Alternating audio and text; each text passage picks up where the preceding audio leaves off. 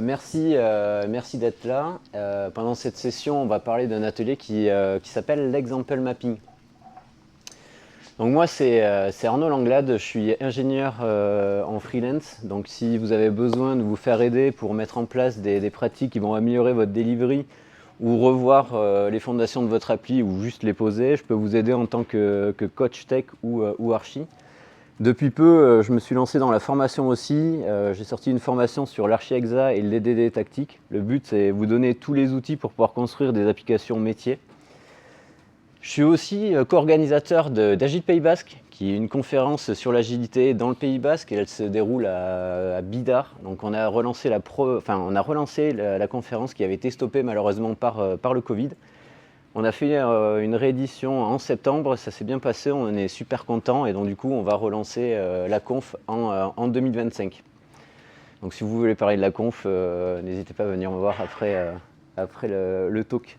Et j'en profite aussi pour partager mon nickname sur les réseaux sociaux pour ceux que ça peut intéresser de me suivre.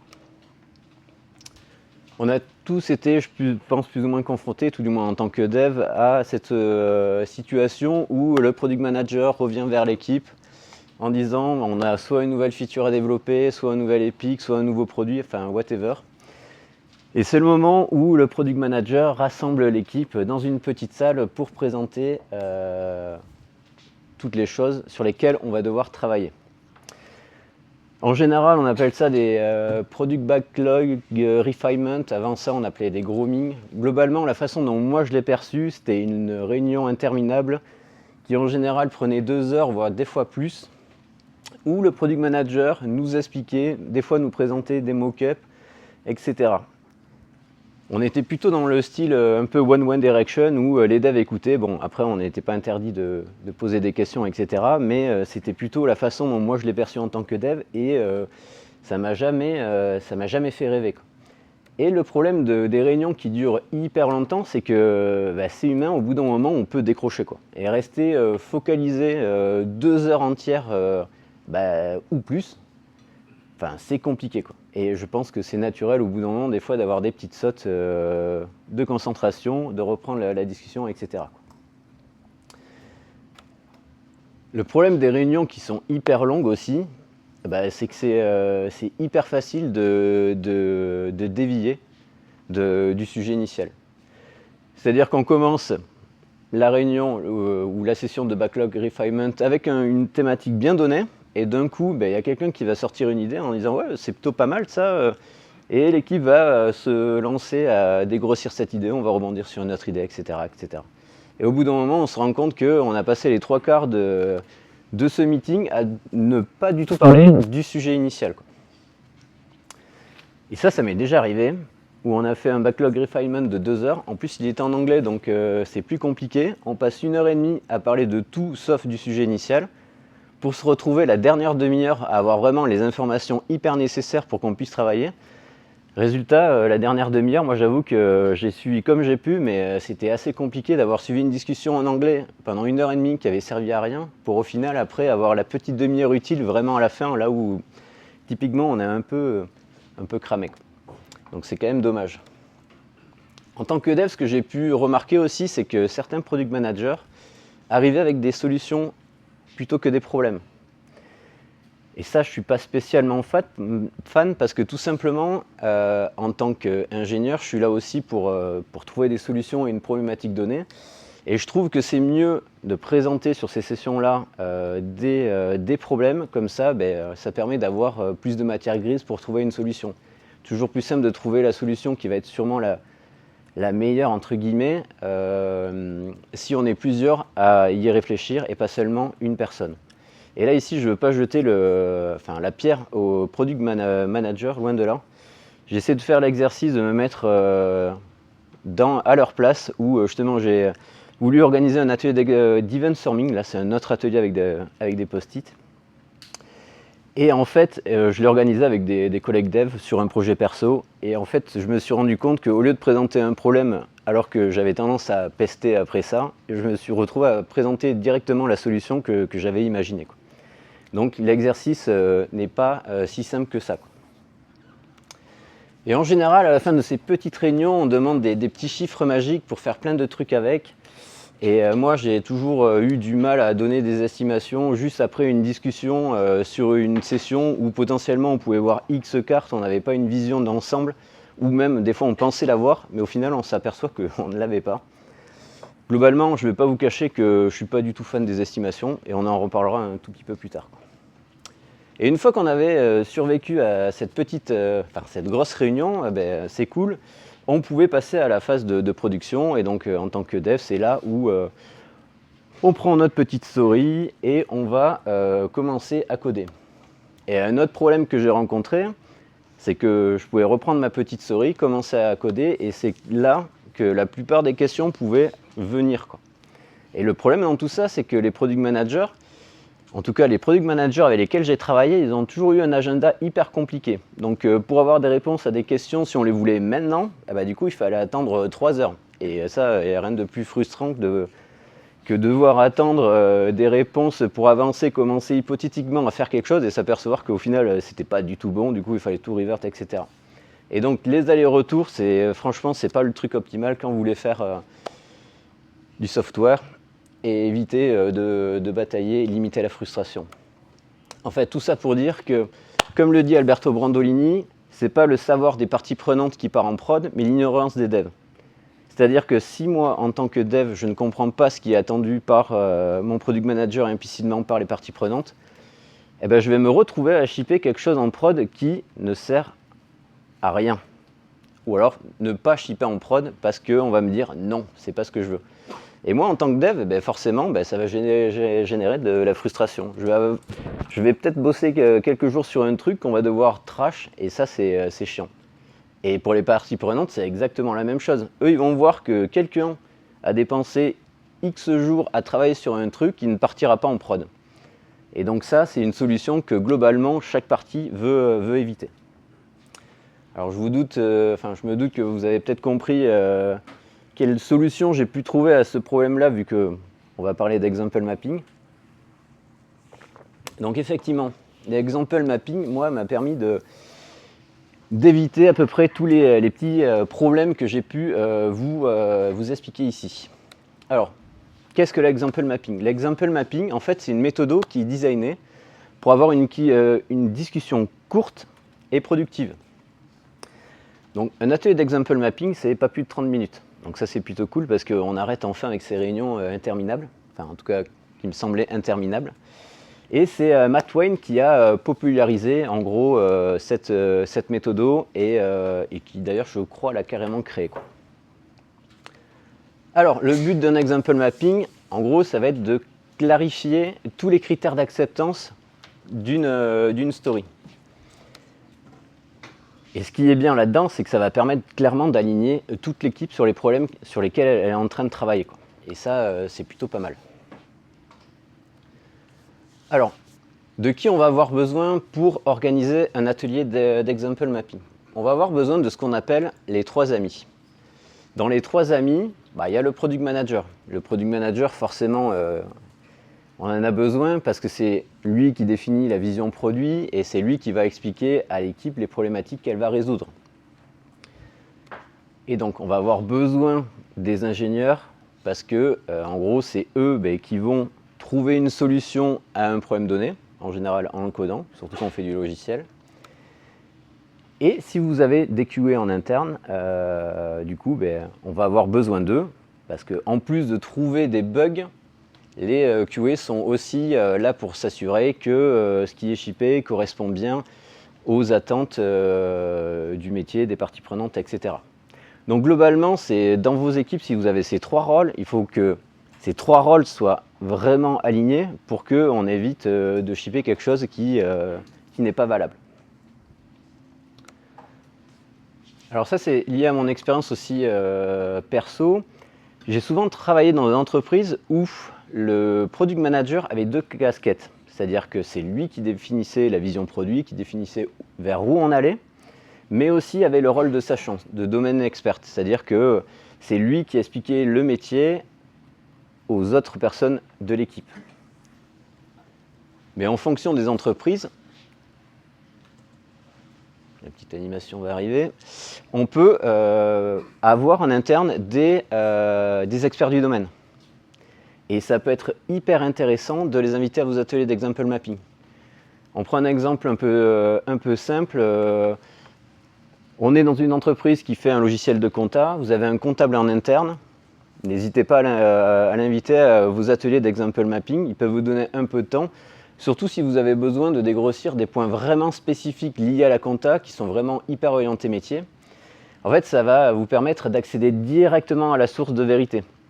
Et ça évitera potentiellement que le product manager aille demander au comptable de lui expliquer vraiment ce détail hyper compliqué de la compta, pour qu'après il le réexplique à l'équipe. Parce que ça, c'est le meilleur moyen de potentiellement propager des incompréhensions ou des données, enfin, des choses incomplètes, etc.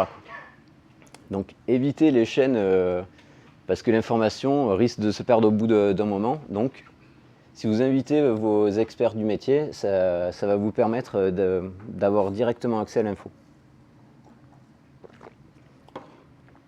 Ce que j'aime bien dans ces méthodos, au final, comme vous l'avez compris, ça m'évite d'avoir mes fameuses réunions interminables que j'aime pas des masses, quoi. Et là, c'est bien parce qu'on va avoir un petit atelier qui va être rythmé, où on va juste travailler sur une story, on va pas se défocus, et ça, c'est hyper bien. Ce que j'aime beaucoup aussi, c'est que ça permet vraiment d'aligner tous les membres d'une équipe sur les problématiques sur lesquelles on va travailler. Et en plus de ça, on va pouvoir commencer à clarifier les ambiguïtés, on peut aussi commencer à chercher des petits edge cases, etc. Donc ça permet de dégrossir bien une story. Et le dernier point, c'est que je trouve que ça permet d'améliorer la collaboration. Dans des équipes, on peut vite se retrouver avec le product manager ou le PO, peu importe comment vous l'appelez. Lui, c'est la personne qui écrit des cartes. Après, il va y avoir des développeurs, développeuses qui, elles et eux, ont comme rôle de coder. Et après, on donne ça au QA. Et en fait, on peut vite avoir des silos où les gens considèrent que chacun a sa tâche. Et ce que j'aime bien dans l'example mapping, c'est qu'on va réunir toutes ces personnes dans une pièce, on va les faire discuter, elles vont comprendre ensemble les problèmes. Et par la suite, ça va, moi je trouve que ça fluidifie la communication. Et donc on casse un peu ces silos dans l'équipe et ça c'est vraiment cool.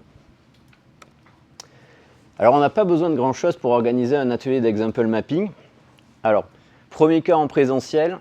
On va avoir besoin de petites fiches cartonnées de 4 couleurs différentes. Donc il y a du jaune, du vert, du rose et du bleu. Et on va avoir besoin d'une bonne petite table.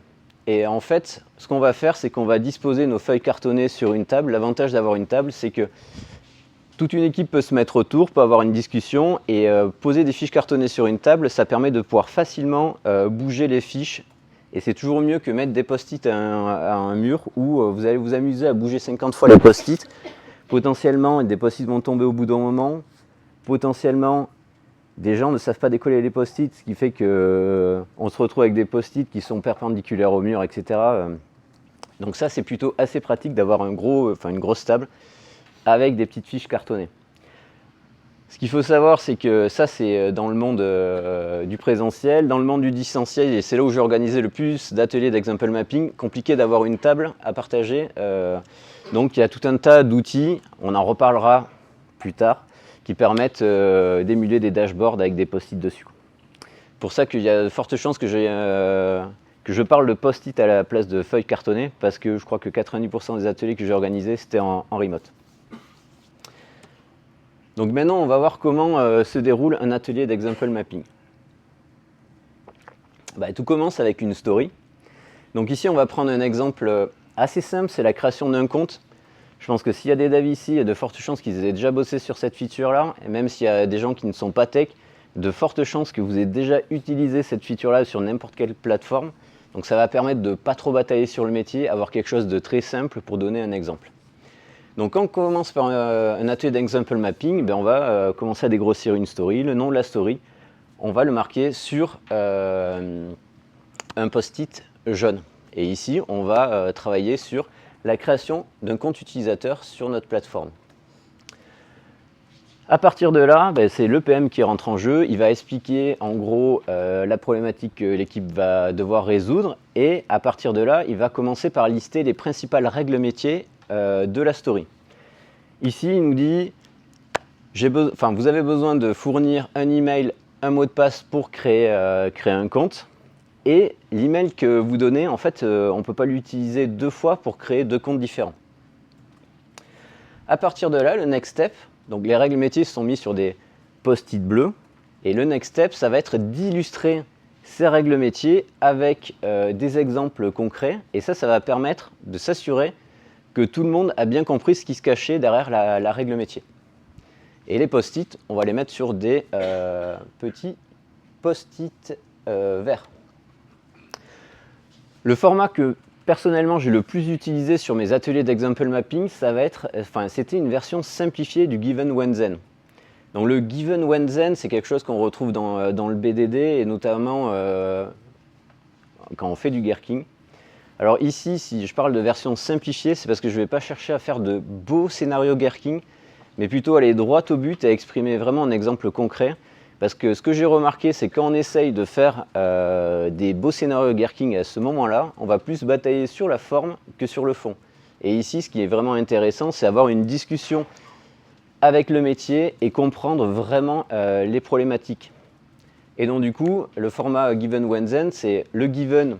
En fait, c'est tout ce dont je vais avoir besoin pour exécuter une action.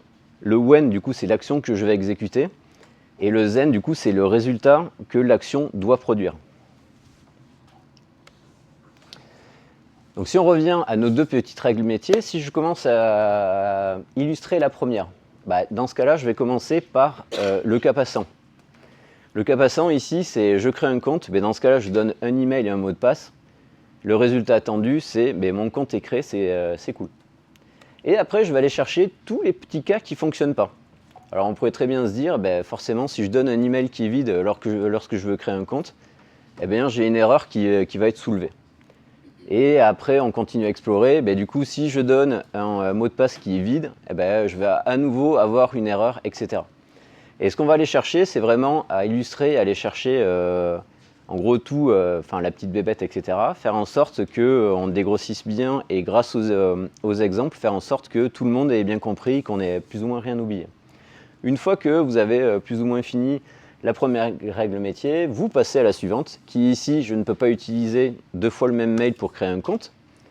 Pareil, on commence par le cas passant. Le cas le plus simple, c'est personne enregistrée sur la plateforme. Je décide de créer un compte avec l'email arnaud@compagnie.com. Dans ce cas-là, mon compte est créé.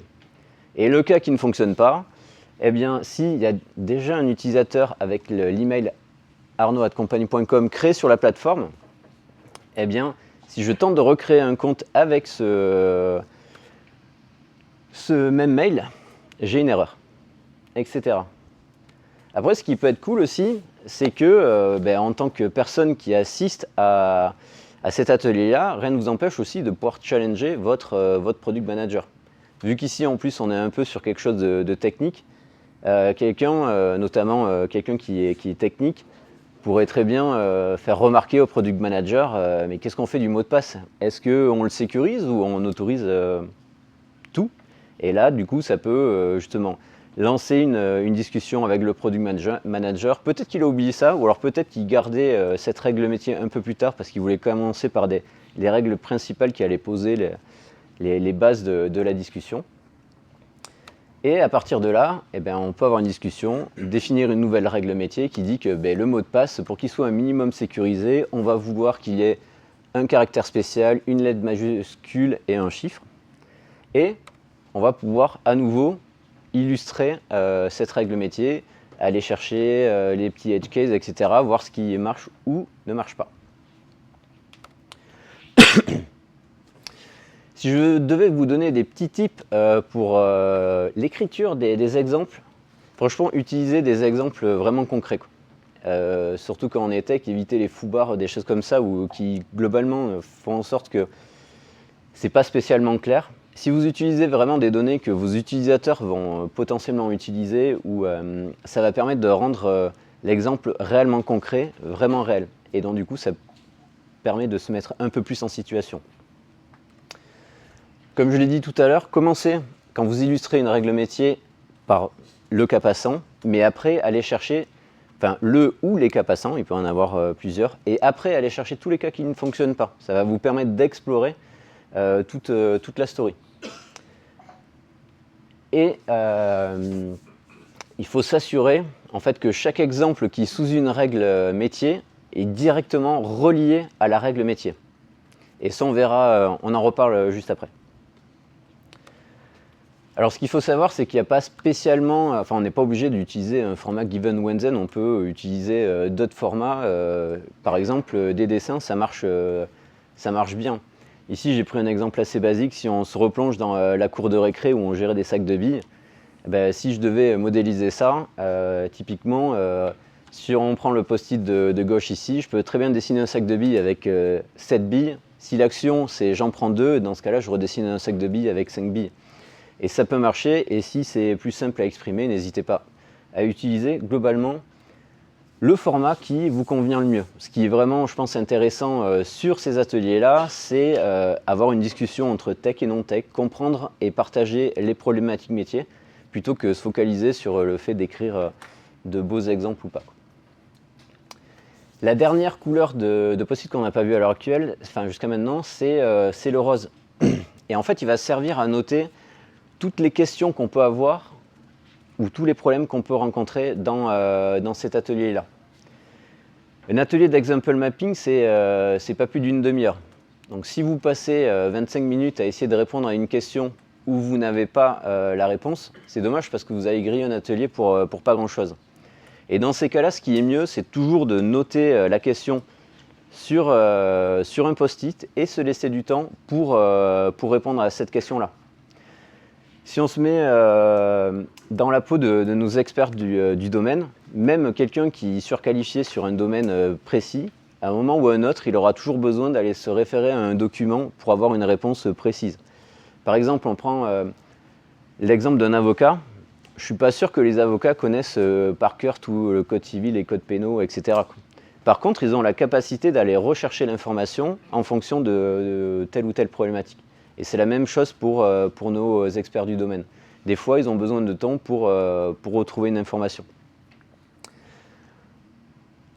Et donc, tant qu'il y a des questions ou que l'équipe a encore besoin de questionner l'expert du métier, le product manager, la story n'est pas prête à partir dans le backlog. Et c'est seulement à partir du moment où on a levé toutes ces questions, qu'il n'y a plus de problème en suspens et que l'équipe est vraiment raccord avec ce qui a été fait pendant l'atelier, que là on peut se dire c'est bon, on met la story dans le backlog, elle est prête. Et c'est là où on se dit c'est cool, un atelier avec 4 post-it, on peut le mettre en place hyper rapidou, quoi. C'est ce que je me suis dit aussi au début. Et en fait, je me suis aperçu que la première fois que j'ai organisé ça, c'était un peu compliqué. En fait, c'était compliqué parce que déjà, forcément, quand on introduit une nouvelle chose dans une équipe, etc., eh bien, il y a une petite inertie. Le temps d'être vraiment à l'aise avec un atelier, il faut un peu de temps, quoi. Et donc, moi, ce que j'aurais tendance à vous conseiller, même si demain vous décidez de faire un example mapping, peut-être que le premier sera compliqué, peut-être que le second sera aussi compliqué, mais au bout d'un moment, ça va se fluidifier, il faut persévérer un tout petit peu. Et c'est ce qu'on a fait, et c'est pour ça que je vous présente aussi ce sujet aujourd'hui. Après, il y a aussi un problème que j'ai pu rencontrer, c'est le fait que les stories ne soient pas assez préparées. Et là, c'est tombé dans le cas où en fait, je me suis retrouvé dans une équipe où j'étais le team lead. En fait, j'étais le seul ancien et tout le reste de l'équipe venait d'être embauché. C'est-à-dire les devs venaient d'être embauchés, l'engineering manager et le product manager. Et le product manager, clairement, il était très bon, il était senior dans son rôle-là. Mais c'est pas après un onboarding d'une semaine qu'on va comprendre toutes les problématiques d'une entreprise, qu'on va avoir en tête la vision de là où on doit mener un nouveau produit, etc. Donc dans ce cas-là, commencer un example mapping, ça va être compliqué parce qu'il ne va pas forcément pouvoir lister toutes les règles métiers, etc. Avec le recul, je me dis que si je devais me retrouver dans cette situation, j'aurais tendance à aller voir le product manager et qu'on discute en gros de toutes les stories qu'on va mettre en example mapping pour voir si elles sont prêtes et au pire l'aider l'aider à faire en sorte qu'on ait fait émerger les principales règles métiers d'une story. Et après aussi, j'ai fait essentiellement cet atelier dans une condition start-up. C'est-à-dire qu'il faut aller vite, il faut aller plus vite que la personne d'à côté, et le business, il n'est pas toujours très clair, quoi. Des fois, on cherche le business model, un coup on va à gauche, un coup on va à droite, etc. Et donc là, ça peut, dans certains cas, être compliqué parce que tout n'est pas 100% clair, quoi. Pour éviter ce problème, ce qu'on a fait, et notamment la première fois que j'ai organisé des ateliers d'example mapping avec une équipe, c'est que vu qu'on n'avait pas les règles métiers qui sortaient naturellement, on a commencé à avoir une discussion avec notre product manager. Et on s'est servi des exemples pour illustrer notre conversation et valider, exemple par exemple, ce que voulait le product manager. Et au bout d'un moment, en fait, ça a permis de clarifier la discussion. Et à partir du moment où on était à peu près OK, on a commencé par ranger les exemples par thématique. Et ça nous a permis de pouvoir faire émerger toutes les règles métiers. Alors ce que je vous présente là, c'est clairement pas un atelier d'example mapping organisé by the book, mais ça nous a permis de pouvoir justement débloquer une situation. C'est pour ça que je vous partage le type, mais je vous conseille plutôt d'être raccord sur déjà avoir une story bien préparée avec toutes les règles métiers, ça fluidifiera l'atelier, quoi. Maintenant, je vais vous partager un ensemble de types de choses que j'ai pu remarquer, parce que mine de rien, j'ai organisé pas mal d'ateliers d'example mapping avec pas mal de teams différentes. Et la première chose dont je veux vous partager, c'est un petit indicateur. C'est si vous vous retrouvez avec une règle métier qui a trop d'exemples, eh bien, ça veut sûrement dire que certains exemples ne sont pas directement reliés à la règle métier. Typiquement, si on reprend notre règle métier, je dois avoir un email et un mot de passe pour créer un compte. Eh bien, on aurait pu très bien continuer la discussion sur notre fameux mot de passe directement sous cette règle métier-là. Mais ce qu'on voit ici, et ce que je vous ai un peu spoilé précédemment dans la conf, c'est que ces règles métiers ne sont pas directement ces exemples ne sont pas directement reliés à cette règle métier. Et en général, quand ça arrive, ce qu'il faut faire, c'est extraire les règles métiers qui ne sont pas directement, les exemples qui ne sont pas directement reliés à la règle métier, pour créer une nouvelle règle métier. Et ça va permettre d'avoir plus ou moins une liste exhaustive des règles métiers de votre story. Et ça me permet de pouvoir challenger une dernière fois mon product manager. Avant de mettre une story dans le backlog, j'aime bien lui demander une dernière fois, parmi les règles métiers qu'on a sur la story, quelles sont les règles métiers qu'on pourrait considérer qu'on va appeler les règles must-have, c'est-à-dire que sans ces règles métiers, la story n'apportera strictement aucune valeur en prod. Versus les règles métiers qui sont un peu de l'ordre du nice to have, c'est-à-dire que si elles ne sont pas là, c'est pas grave, mais elles vont permettre d'améliorer la story avec les règles métiers must-have. Et si potentiellement vous vous retrouvez avec beaucoup de règles métiers nice-to-have, vous pouvez aussi essayer de regrouper ça par thématique.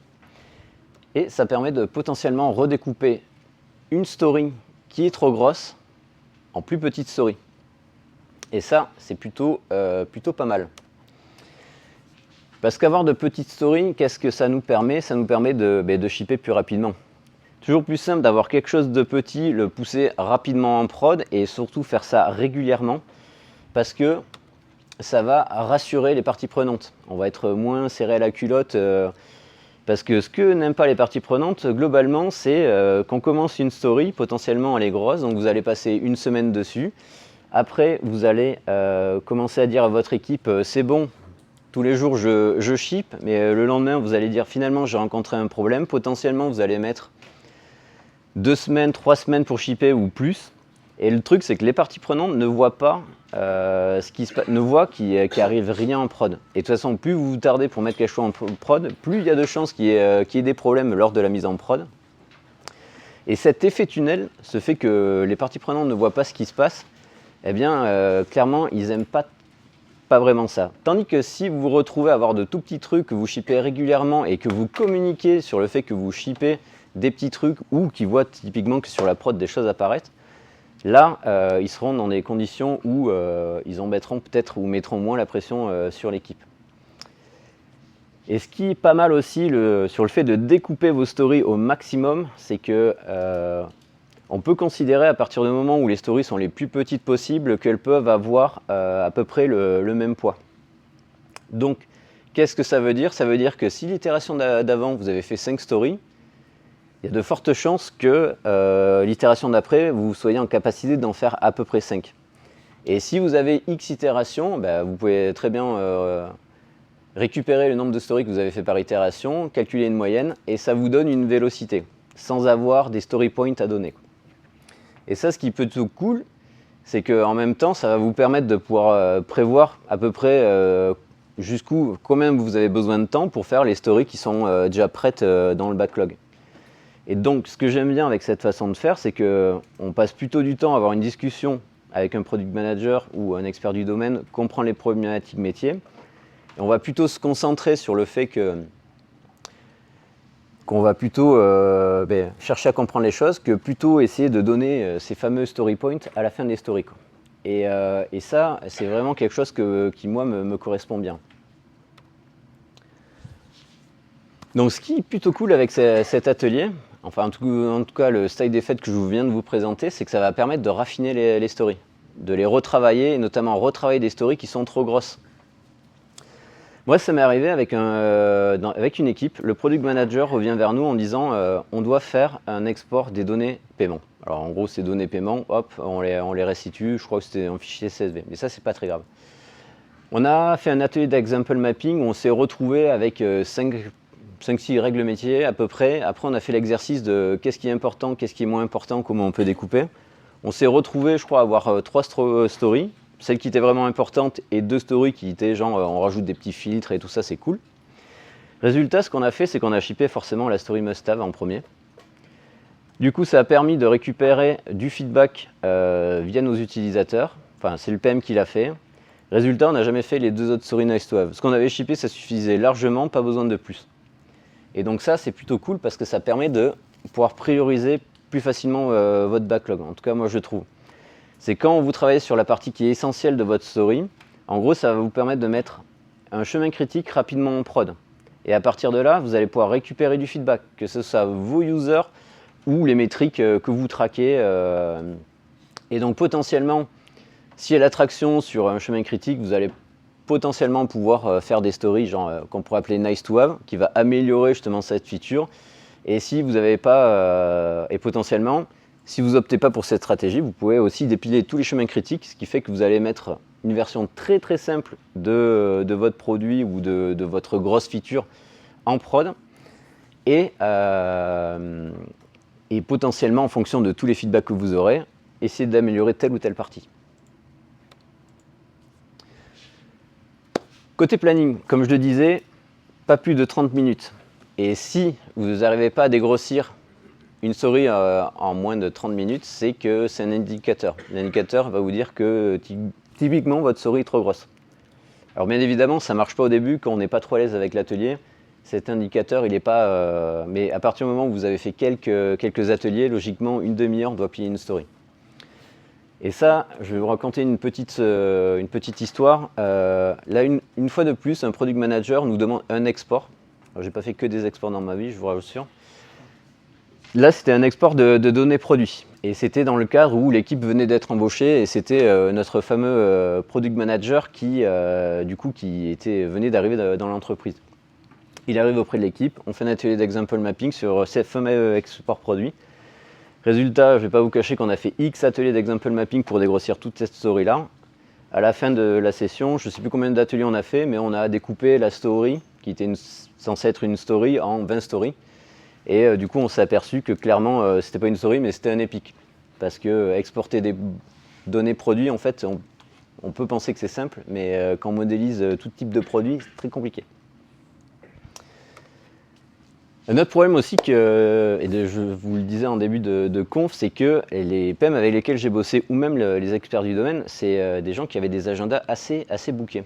et c'était hyper compliqué de trouver un créneau où toute l'équipe pouvait être là. Et en fait, pour bypasser ce problème-là, ce qu'on a fait, c'est que tous les jours, on a réservé un créneau d'une demi-heure et pour que toute l'équipe soit dispo. Et en fait, ce qu'on faisait, c'est que si on avait besoin d'organiser un atelier d'example mapping, on l'organisait. Si on n'avait pas besoin, on libérait le créneau. Et ça permettait de pouvoir réunir toute l'équipe à un instant T. En général, ce qu'on faisait, c'est que la plupart des équipes, on avait le daily le matin, et après le daily, on prenait un créneau d'une demi-heure pour faire un atelier d'example mapping, ce qui nous permettait d'avoir potentiellement nos petits points le matin, et après, on pouvait vaquer à d'autres occupations. Cet atelier, je l'ai organisé de deux façons différentes. La première, toute l'équipe était là. La seconde, seulement les gens qui allaient travailler sur la story. Moi, je ne suis pas du tout fan de ce côté-là, enfin de cette façon de faire, parce qu'on est plus sur l'optimisation de la ressource. On ne va pas défocaliser toute l'équipe pour faire un atelier d'example mapping. Et en fait, moi, je préfère la première façon de faire, tout simplement parce que ça va permettre de partager la connaissance métier à toute l'équipe.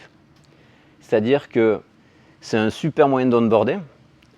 Si vous avez quelqu'un de nouveau dans l'équipe, il va comprendre plus facilement les problématiques métiers sur lesquelles vous travaillez.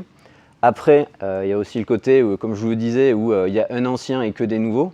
Moi, ça m'a vachement aidé sur cette équipe. Ça faisait 4 ans que j'étais dans l'entreprise, j'avais déjà une connaissance du métier, et ça m'a énormément servi à faire monter en compétence toute l'équipe et partager un maximum d'infos aussi au product manager pour qu'il soit le plus à l'aise et le plus rapidement possible. Et ça, c'était vraiment cool. Et aussi, ce qu'il ne faut pas oublier, c'est qu'en tant que dev, si je participe à un atelier d'example mapping, mais que je ne code pas la story, le code qui a été produit, il y a de fortes chances que dans 1 mois, 2 mois ou whatever, vous allez y toucher, quoi. Et donc ça sera toujours plus simple en fait d'avoir fait un atelier d'example mapping en ayant compris les problématiques qu'on va résoudre. Du coup, vous allez plus facilement comprendre le code et ça évitera potentiellement des X allers-retours entre la personne qui l'a codé, le product manager ou tout ce que vous voulez, quoi. Donc ça, c'est assez pratique de ce côté-là. Ce que j'ai pu constater aussi, c'est qu'il y a certains product managers qui aimaient bien prendre le lead et écrire les post-it à la place de l'équipe, etc., quoi. Moi, j'aurais tendance, si vous êtes product manager, à vous conseiller de ne pas le faire, mais être plutôt là, dans un rôle où vous allez partager la connaissance métier, vous allez expliquer les choses et laisser les gens, enfin le reste de l'équipe, être proactifs. Ça évitera justement le fait il y a quelqu'un qui parle et qui fait tout et les autres écoutent. Et donc ça, c'est plutôt pas mal. Globalement, quand vous êtes là sur un atelier d'example mapping, en gros, vous êtes là pour apprendre les problématiques métiers. Quand vous ne comprenez pas quelque chose, c'est le moment de vraiment poser les questions et dégrossir. Et bien évidemment, vous pouvez aussi challenger votre product manager. Les PM, c'est clairement pas des dieux, c'est des humains comme tout le monde. Des fois, avoir un peu de challenge, ça permet de faire ressortir de nouvelles idées et ça peut être pas mal. Après, ce qui est clairement utile, ça va être aussi le fait d'avoir un animateur. C'est lui qui va un peu réguler tout l'atelier. Typiquement, il va faire parler les gens qui sont un peu timides pour les inclure au maximum, potentiellement limiter le temps de parole des gens qui prennent trop de place, etc. Faire en sorte que l'atelier se passe le mieux possible. Et ce qu'on a fait, en plus d'inviter les 3 amis à nos ateliers d'example mapping, quasiment avec toutes les équipes avec qui j'ai organisé des ateliers d'example mapping, c'est qu'on invitait l'engineering manager. Ça, c'est pas mal parce que ça permet de pouvoir lui partager en gros tout le métier. Et vu que l'engineering manager, il y a de fortes chances, c'est la personne qui représente l'équipe avec le reste de l'entreprise, etc. Donc, il vaut mieux qu'il soit clairement au courant des problématiques sur lesquelles vous bossez à un instant T et qu'il ait aussi la vision métier et business de ce que vous faites là, quoi. Et après, globalement, vous pouvez inviter n'importe qui est intéressé par ce que vous faites. Ça sera un moyen plus fun que faire des rapports et envoyer ça par mail. Moi, ça m'est déjà arrivé d'organiser un atelier d'example mapping dans une salle qui était passante. Et en fait, mes collègues qui sortaient de réunion, parce qu'il y avait des salles de réunion, passaient dans la salle dans laquelle on organisait ces ateliers-là. Et pas mal de mes collègues faisaient des stops pour déjà par curiosité découvrir l'atelier, etc. Ça leur permettait aussi de suivre un peu ce qui se faisait, les problématiques qu'on pouvait résoudre. Donc c'était assez intéressant et sympa que certains collègues s'arrêtent pour justement découvrir de nouvelles choses. En tant que dev, chaque exemple, en fait, on va pouvoir les utiliser en tant que test case. Et ça, c'est vraiment plutôt cool. Ici, j'ai l'exemple en gros, si je tente de créer un compte avec un email qui est déjà utilisé, j'ai une erreur. Donc typiquement, ici, ce que je spécifie dans le given, c'est je crée un compte avec un email qui ici est arnaud@company.com. L'action, c'est je crée un compte avec ce même mail et le résultat, il faut que ça pop une erreur. Donc typiquement, ça se traduit comment? Oups, ah non, c'est bon, ça passe. Ici, eh bien, je vais créer, alors c'est un code hyper simple, je n'ai pas cherché à faire du gros code, mais en gros, on crée un type qui représente un compte, je le persiste grâce à mon repo in-memory, ce qui fait que j'ai un compte créé avec cet email-là. À partir de ce moment-là, qu'est-ce que je fais? J'exécute mon use case, la fonction qui représente mon use case, avec ce même mail. Et donc dans ce cas-là, ce que je fais après pour le then, l'expect, eh ben, je vais faire en sorte qu'une erreur soit bien soulevée, quoi. Et donc ce qui est plutôt cool avec ça, c'est que ça prémâche un peu le taf, quoi. Au lieu d'avoir une story qui représente limite un cahier des charges, ça m'est déjà arrivé d'avoir des stories hyper complètes où il fallait extraire tous les test cases, recommencer à comprendre, etc. Là, en fait, vous pouvez prendre votre atelier d'example mapping, prendre vos exemples, commencer à le traduire en test, produire le code, le faire passer au vert, passer à l'exemple d'après, etc. Et ça, moi qui fais du TDD, c'est hyper intéressant. Et aussi, on peut aider les QA avec ces ateliers, notamment les exemples, parce que eux aussi peuvent se nourrir justement de tous ces exemples pour définir leur scénario de test. Alors comme je l'ai dit, la plupart des ateliers que j'ai organisés, c'était clairement en full remote, quoi. Donc avoir une table en full remote, c'est complicado. Et en fait, il y a tout un ensemble d'outils qui existent et qui permettent d'émuler des dashboards virtuels où on peut mettre tout un ensemble de post-it, les bouger comme on veut, il n'y a pas de souci. Nous, l'outil qu'on a le plus utilisé, c'est Miro. Alors après, il y a plein d'autres solutions, je crois que Draw.io, et il y en a d'autres. Mais c'est celui qu'on a utilisé qui était pas mal et qui nous permettait de pouvoir faire nos ateliers en remote. Un conseil que je pourrais vous donner, c'est essayer d'allumer au maximum, quand vous êtes vraiment en remote, vos cams, parce qu'il y a une partie de la communication qui peut passer par le non-verbal. Et ça peut être intéressant, notamment quand vous êtes animateur, de voir quelqu'un qui fait peut-être une grimace parce qu'il n'a pas compris. Et du coup, ça va vous permettre potentiellement d'essayer de le faire parler, etc. Et à titre perso, étant un travail en full remote, toujours beaucoup plus agréable de travailler avec quelqu'un qu'on voit en face, une personne, plutôt qu'un écran noir. On a aussi ajouté un nouveau rôle pour faciliter l'atelier d'example mapping quand on était en remote. Et ce rôle, c'est celui de Scrim. Et clairement, ce rôle est, je pense, vraiment dédié au remote, tout simplement parce que c'est simple de se mettre d'accord quand on est tous autour d'une table pour savoir comment tout s'organise. Mais quand on est chacun dans son coin, sur un logiciel connecté, avec les cams allumées, potentiellement, tout le monde peut écrire des post-it partout et faire un peu ce qu'il veut. Et ça peut devenir un peu le bordel. Et donc, ce qu'on a fait pour pallier à ce problème-là, c'est qu'en fait, on a nommé quelqu'un qui était le scribe, en gros, qui était la personne qui avait le clavier et qui écrivait les post-it pour l'équipe. Un peu comme quand vous faites du software teaming, il y a quelqu'un qui a le clavier et il écoute le driver. Et donc ça a permis d'éviter que ça parte que ça évite qu'on s'éparpille, que chacun soit dans son coin, etc. Et ce qu'on a fait aussi, c'est au bout d'un moment, quand votre équipe est assez à l'aise avec l'atelier, ce qui peut être cool, c'est de faire tourner les rôles parce que ça va impliquer tout le monde.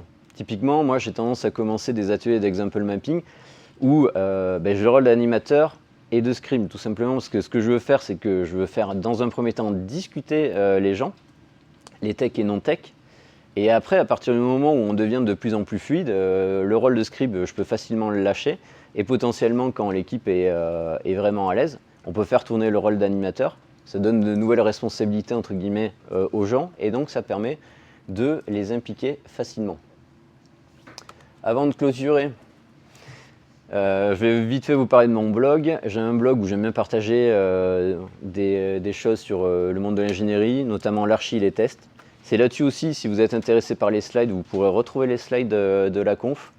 Si vous êtes aussi intéressé qu'il y a des devs dans la salle par la formation, vous pourrez aussi retrouver le lien qui explique la formation. Merci à tous les sponsors d'avoir fait qu'on puisse être tous là aujourd'hui. Pour avoir réorganisé Agile Pays Basque sans sponsor, je peux vous dire à quel point c'est important, parce que vous tapez bien dans la trésor. Merci aussi à l'orga de m'avoir invité pour parler de ce sujet que j'aime bien. Donc maintenant, on peut passer aux questions. Et juste avant, n'hésitez pas à me donner du feedback sur le contenu, la presse, ça me permettra de l'améliorer. Merci, et on peut passer aux questions.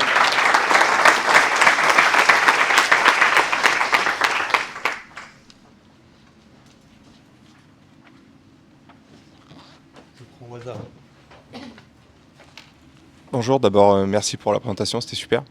Ah oui. J'ai une question, tu as mis l'accent principalement sur ta présentation sur les user stories. Est-ce que c'est facilement adaptable à l'identique sur le niveau au-dessus, au niveau Epic? Là, je pense que quand tu fais un example mapping, tu vas vraiment traiter d'une story. Après, soit tu n'as pas fait gaffe et ta story, c'est déjà un épique, comme je le disais. Ouais. Après, moi, ce que j'ai tendance à faire, c'est des event storming. Et ça, c'est un autre type d'atelier. Ça permet d'avoir une big picture. Et en fait, ça permet beaucoup plus de choses parce que tu peux même limite coder avec tes post-it. Et je trouve ça intéressant, la combinaison des deux. Tu commences par un atelier d'event storming. Ça te permet d'avoir la big picture. Et après, une fois que tu as la big picture, tu peux, et que tu as commencé à voir tes stories, commencer à dégrossir les stories. Là, on est plus sur vraiment le côté un peu quotidien, tu vois, où chaque jour, tu peux travailler sur une story pour qu'elle parte dans le backlog dans l'itération d'après, ou tu peux prendre un peu d'avance. Enfin, ça dépend combien de temps tes itérations durent. Moi, j'aime bien une semaine. Donc en fait, tu peux préparer 2 itérations, peut-être 3, enfin voir. Le but, c'est pas préparer 6 mois d'itération parce que ce que vous allez dégrossir à un instant T, 6 mois plus tard, surtout dans la Startup Nation, il y a de fortes chances que ça soit plus valable. Ok, parfait, merci. Ouais, c'est bon. Je pense qu'on aura une dernière question. Désolé pour les autres. Après, on aura toujours moyen de discuter après. Ma question, c'était sur la préparation de l'atelier. Est-ce que du coup, vous préparez, est-ce que le PM il va préparer à la fois les règles et à la fois les exemples? Parce que par exemple, dans mon contexte, je ne me verrais pas en tant que PM ne pas venir avec des exemples déjà prêts. Idéalement, il faut que tu dégrossisses les règles métiers pour que tu puisses les lister sans avoir une discussion et qu'on les trouve pas. Après, c'est sûr que oui, en tant que dev, je peux demander, donne-moi un exemple déjà du cas passant, tu vois, qu'on commence là-dessus, et après, ça permet de créer une discussion et tout ça, quoi. Donc, idéalement, à minima, il faut à minima avoir les règles métiers bien en tête. De là, écrire tous les exemples, pas spécialement, parce que le métier, alors je peux pas spéculer parce que je suis pas PM, mais tu es censé quand même l'avoir en tête. Donc après, ça dépend de comment tu prépares tes trucs, mais tu peux très bien venir sans tes exemples parce que tu sais que tu peux avoir des exemples en tête, les donner, et potentiellement après tu peux avoir une discussion avec le reste de l'équipe et ça peut entraîner tout ça. Après, si tu as besoin de vraiment tout préparer pour être à l'aise et te sentir mieux, dans ce cas-là, tu peux commencer à réfléchir à certains exemples. Là, je pense pas qu'il y ait de solution préconçue, mais c'est plutôt chaque personne qui... Je conseillerais de s'adapter, tu vois, en fonction de comment tu aimes travailler et faire en sorte de voir comment ton équipe réagit et t'adapter et faire en sorte qu'aussi que l'équipe s'adapte à toi. Enfin, je sais pas si j'ai été clair. Et merci, je pense qu'on va s'arrêter là parce qu'on va enchaîner nous avec une autre conf dans quelques minutes.